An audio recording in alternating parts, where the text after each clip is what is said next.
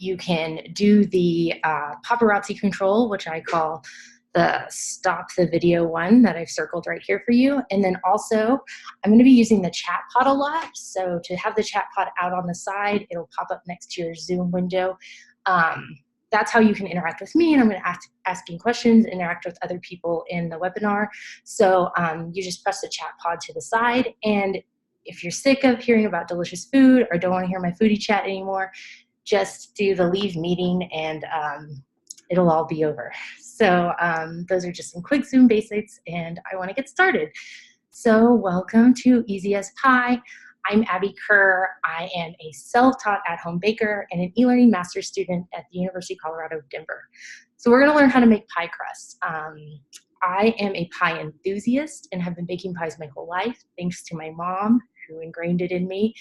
And you might even say that food is my love language. So this week has been particularly exciting for pies because it has been Pie Day, which is 3/14. So I hope that everyone got to enjoy some pie or maybe even some math, and I promise that will probably be my last pie joke. So let's get started. So flaky pie crust. I have been perfecting this crust recipe for a long time. I've done it in many different ways. I've used many different methods of trying to figure out how to make my pie dough flaky and wonderful.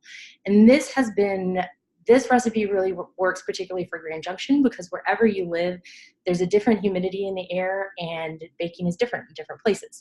So let's look at our shopping list. I want to ask everyone, and if you could let me know in the chat pod, does anyone have any food limitations or preferences? So keep talking and I'll jump in there. I'll jump in there and answer your questions through there or respond to what you're saying. So on the shopping list, as you can see, there's only 6 ingredients. It's super easy. Ice water is one of them. Also, maybe you don't have a food limitation or preference, but you cook for someone who does. So it's always good to know what to have on hand if you need to cook for someone who has those limitations. I love the gluten-free alternative, the Bob's Red Mill 1-to-1 baking mix. It's great for this recipe, not all recipes, but this one it works really well for. If you have some sugar preferences, an alternative is Splenda. I haven't found the perfect place with stevia yet myself, but I know it'll happen. I couldn't give you an idea with how to use stevia without knowing my best way to use it. And so I do like a 3/4 to half ratio for sugar to Splenda. And then if you're looking for a butter alternative, the Mykonos vegan yogurt butter is really great. It is made from vegetable fats, and as you're going to learn through this webinar, that your fats, when you're making a pie crust, need to be cold. So it's better to stick that in the fridge before you make it, just because those vegetable fats break down easier. Oh, that's cool. I'm a vegetarian too, Joni and Myra, and I love that everyone else loves to eat everything and anything. I love that. Even though I am a vegetarian, I also cook meat because I just love cooking things in general, and sometimes animal lard cannot be replaced in food, even though I don't eat it. So yes, super simple shopping list, but this also means if it's super simple that there are some nuances to super simple things to make it very outstanding. Let's get into the first step. So for me, every recipe that I read or go through, I have this, I think that I read it and then I get halfway through and I realize there's all this prep work that I was supposed to do. Like I was supposed to cube this and saute it before I put it in there. So I want to tell you what your prep work is for making a flaky pie crust. Your prep work is you've got to cube your full cold fats, which is your butter or shortening. And that just makes it easier to break down as you're going. Cold is very particular for pie crust because you really need that cold air to make it flaky. If it's if the fats are starting to liquefy, it makes the dough denser and heavier, and it doesn't give it that flaky feel. And then also you need to whisk together all of your dry ingredients. So you just have a plate of your cold fats and then a bowl of whisked dry ingredients. It's super easy prep work. So let's move on to the second part, which is what do you use when you mix these two things together? Because the first thing you're going to use is you're going to mix the cold fats with the dry ingredients. So what do you use? What does everyone in their kitchen have? 1 is a food processor, 2 is a pastry printer, 3 is your hands.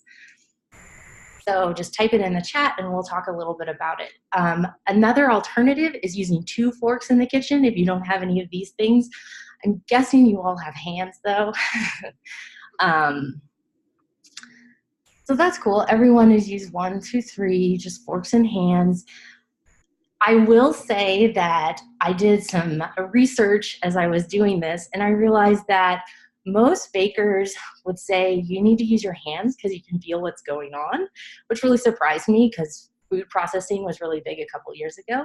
But that's cool that everyone likes the hands. The food processor is interesting because you kind of have to know the pulses and you have to get your hands in there after it's done pulsing. Obviously, you want to keep your hands. So good. I'm glad that everyone has a mixture of stuff. I used forks forever. I just bought a pastry blender like a year ago, which is kind of crazy considering how much pie I make. So step 2 is mixing. So in every recipe, you're going to read that it says make pea-sized balls. So this is an actual picture from my kitchen of what it looks like. Doesn't really look like pea-sized balls, does it? It kind of looks like a choppy mess. You want it to be lumpy enough that you don't have too big of chunks of butter, but you also want it to not be completely blended because you're going to be adding liquids soon. So these balls are going to be made of obviously your fats and your dry mixtures, and you kind of mix them together. Let's see. It does look like feta cheese, doesn't it, Joni? I agree. It is kind of weird every time I read a recipe, I think, gosh, it doesn't look like what it looks like for it to be good. So that's why I wanted to go over this, because it looks really kind of not like pea-sized balls. You think of it being more round. And they say if you mix with your hands, they should be the half size of walnuts at that point, which is kind of interesting. So let's move on to the third part is liquid. And this is where pie crusts usually go wrong, is you want to add liquid. The liquid also has to be cold. What I like to do is I don't even measure because I hate measuring things, is I like to keep some, like a cup of cold ice water on the counter, and I just slowly sprinkle throughout time. So in the last picture where there's pea-sized balls, I'm just putting a tablespoon of water at the time. And like I was saying before, like every place is different between humidity and stuff, so it really depends on the consistency of your dough. So you're gonna have to get your hands in it at some point. Okay, there's another weird word that's used in pie crust recipes all the time, shaggy dough. If you have enough liquid and you get it to a shaggy mixture, this is what it's gonna look like. Doesn't look very shaggy, does it? What you really are looking for are no flour streaks, but you want it to be kind of lumpy yet malleable. You know, you want to be able to stick it together kind of like a soft pillow, but you don't want it to be too sticky that it's getting everywhere. But the good thing about pie crust is it's actually very forgiving. You can add water and flour later if you're realizing that it's not working out very well. So I just want to make sure that even though it seems like a difficult task, it's really not. But I would say when you're using the liquid, when it's about time, you need to use about 6 tablespoons of water maybe is what I use, but I'm living in Grand Junction where it's super, super dry. So it's just different in different places. So I'm gonna ask you, so step 4 is coming up. And there's 3 pictures, 1, 2, or 3. Which picture do you think is ready to go on to step 4? And we're going to talk about why. If you could tell me like what you think of 1, 2, or 3. I also want to mention, interesting, there's a resounding response of, oh, there's a resounding response. It's actually number 3. So good job, Leela and Laura Welch. Laura Rose, sorry, I was reading both names at the same time. So number 1 is too dry. That one has too much flour in it. You need to add a little more liquid. It's coming apart. If you tried to roll it out, it's just going to crumble everywhere. Number 2 is actually too wet. It's really hard to show density, and the wetness is going to make it a really dense ball. And number 3 is that pillowy, like fluffy kind of like look that is what you want in that shaggy dough. So even though it says shaggy, think pillowy, fluffy, not too sticky that it sticks everywhere, but enough that you can work with it. So let's move on to the 4th step, which is divide and conquer. So you need to half the dough. And I want to tell you why. The pie dough recipes actually are double recipes because a lot of pies have a top crust. But does anyone have any ideas of what you could do with the bottom crust? Like say if you're making a pumpkin pie that doesn't have a top crust, throw it out there in the chat pod. But what you do is you wrap it up. I'm going to talk about a little bit about the dough. You just wrap up the dough. After you put it in half, you just wrap it up into some plastic wrap. I like to use plastic wrap because later when I'm rolling it out, I roll it out on the plastic wrap and I don't have to use as much flour and it's easy to transfer. Oh, that's cool. Oh, I like the decorating ideas and the freeze it. That is exactly what I do. Yeah. I like the tart idea. That's a really good one. I like to make galettes, which is just a really fancy French word of saying, it's just a rustic pie that you throw on the thing. So you just basically put the dough down and put something on it and do it and throw it in the oven. That's just like an open-faced pie without the pie crust or anything fancy. Another thing that you could do is make some Pop-Tarts. And if it's not sweet, if like you're saying, Laura Rose, if you don't like sweet stuff, you could also make like some hand pies or like turnovers. There's a lot of things that you can do with pie crust, particularly if you're wanting to decorate on top of another pie. Yeah, it is the season for the Wellington. So yeah, there's a lot that pie crusts are good for that is not just pie. But yeah, you just shape it into discs and then you chill it for an hour, and you can chill for an hour. Or usually what I do is work on the beginning of the pie. So after your hour's up, you've been hanging out, listening to music, watching Netflix, you realize, oh, my hour's up. We're going to go with the rolling pin part. Got to roll this dough out, which isn't too hard, but there's a lot of different ways you can roll with. So what does everyone roll with? I personally am a number 2. I love a tapered French rolling pin, but really in a pinch, I have used a glass many a time. I like the tapered ones because you can kind of control better than you can with the traditional rolling pin, but it's really up to you. And it's all about ingenuity in the kitchen. And like I said earlier, not having fancy stuff doesn't mean you can't cook. So let's move on to step 5. So whatever surface you're going to be rolling your dough out on, it's going to need to be floured. Or you can, like I do, I leave the plastic wrap on and then I roll onto that so I can transfer it over to the pie. So pie pans usually come in like an 8 to 9 to 9.5 inch. And what you want to do when you roll it out is you want it to be 1.5 inches bigger than the pie pan all the way around. So what I do as I'm rolling out, I just put the pie pan of whatever I'm using, the little tin aluminum ones are 8 inches. I just put it over the dough to see the sizing around it. And the reason that you want it to be a little bit bigger is because you want to fold over the edges to make that pretty nice pie crust traditional look that we'll talk about in the next one. This is also the stage where I was talking about that you could feel like there's a catastrophe. Like, oh my gosh, my dough is just crumbling everywhere, or it's too wet and it's sticking to everything. Like I said, dough is forgiving, actually. All you have to do is add flour or water. And the best way to add water at this stage is to slowly flick it on there with this strange flicking motion. It works really well. And if you need to add flour, just slowly sprinkle it on as you go. And it'll eventually work itself in there and you'll be able to move it apart. So I I don't want you to work for the dough. You make it work for you. It's your dough, and it's really easy. And if you have to add a lot of water and you feel like the dough's getting a little hot, just pop it back into the fridge for like 15 to 30 minutes, and it'll work out pretty well.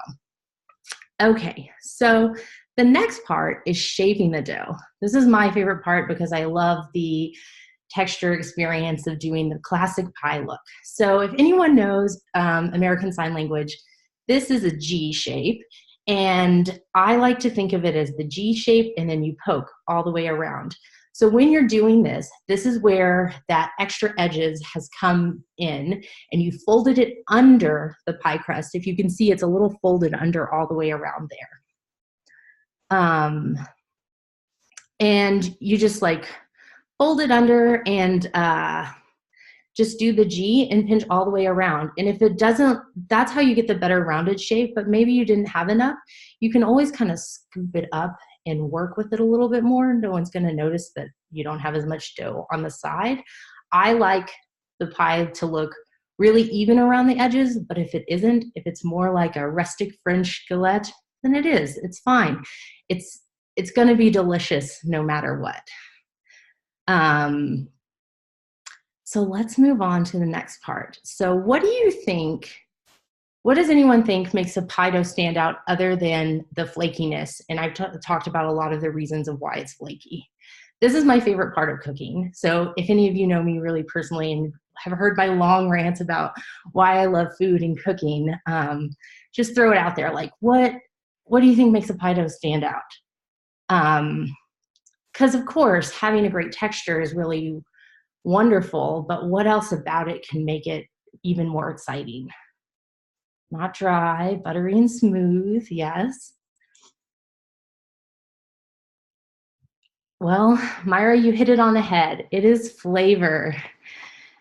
To me, it's all about the flavor. So when I make a pie crust, I never make it just plain like I've given you the recipe for. I always put something in it.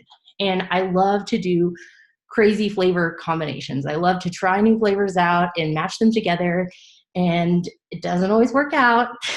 I've made some really gross stuff.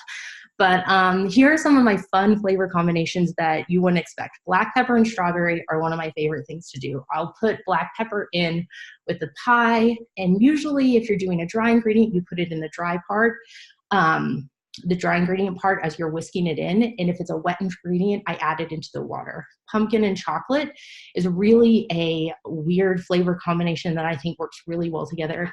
I've been super into making chocolate crust lately, and I got started because I made a pumpkin chocolate crust pie for Thanksgiving a couple of years ago, and it was way better than I thought it would be. Rose and pistachio is a big flavor. Using nuts in a crust is really good because they're nice and oily and they have fun flavors that you can really match up with. And then lemon and thyme. So I am a huge citrus nut. There's nothing that you can do with citrus that doesn't make me like crazy. So usually when I do citrus, a tip that I have is I zest the citrus and then I take the zest and I put it in that salt and sugar in the beginning and I zhuzh it around and that gets the oils in there. And then I add that to the dry mixture and it really makes the flavor stand out. And miso has been something that I've been experimenting with a lot and I've had a lot of missteps with, but it's so good and it's really good with butternut squash. Does anyone else have any crazy flavor combinations that they love? Or is there like something that you guys eat that other people think are gross or have any, anything else that you think is really good? Chat it in the little Zoom chat. Trying to move it around. Yeah, I love the thyme. And if you're using fresh herbs, it's fine to just throw that into the dry ingredients. You can they make the pie look a little bit prettier and a little bit more fun. Cheese and peanut butter. Oh, I haven't heard that one. That's really interesting. Jennifer. Oh, rosemary, Joni. Rosemary is good with, I like rosemary and lemon, but a rosemary and orange is really good. It has to be you kind of have to be careful with rosemary because it's so overpowering, but it is a really good fun flavor. And I think if you paired it up with a citrus, it goes really nicely together. And it can go on that sweet and savory side, which I really like. And so let's get down. This is kind of the end of it. So does anyone have any questions about pie crust or things that they want to talk about, or anything that you feel like I missed? Maybe if you do a lot of baking, stuff that maybe I haven't tried.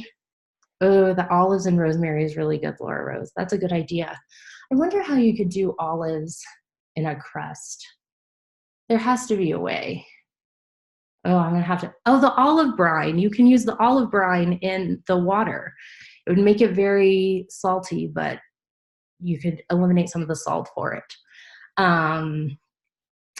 Yes, that's something else I wanted to say. So you can use different like bitters and flavors into the water to make it work with different types of stuff. So any questions about pie crust, anything else?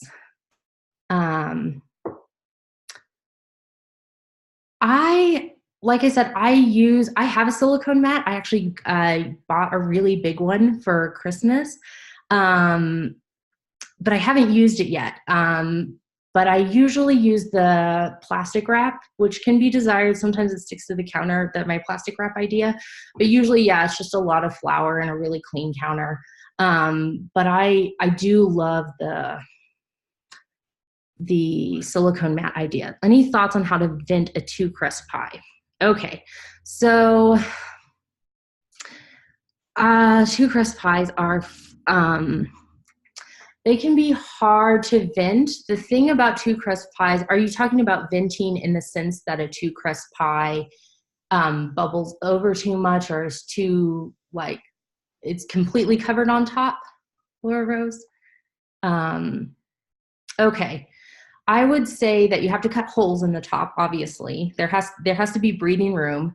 And then something that happens to me is just you got to put less stuff in there. You should leave like 1/4 of an inch around with the filling, and like let the pie crust sit. And you could almost even par bake just for like maybe 5 minutes the crust top, so it doesn't separate so much when it steams in the middle. Double crust tops they can be a logistical nightmare, and it really depends on your oven. And having a lower oven temperature also works. Something that I do is I always track my oven's temperature. It seems so silly, but I always have an oven thermometer in there because it jumps up and down, like when the gas turns on, or even if you have an electric oven, it just depends on your oven type. Any other questions? So you're probably thinking, what next? And you're right, Leela, you were right. You probably should, everyone needs to go bake now. That's really what I wanted to inspire everyone to do. Even if it's a pretty day, you just need to turn on that oven and bake. So I would love for y'all to visit my website, abbykerr.net. I have all of the slides and my recipe up on there. And yeah, go start creating in the kitchen and connect with me on social media, either my site or through school. And I'm really glad that you all came. Well, there's no pie here right now, Jonna. So thank you all so much for coming and participating so much. And that was really great. And there was not any surprise technology snafus. So thank you very much and have a great Saturday. Bye.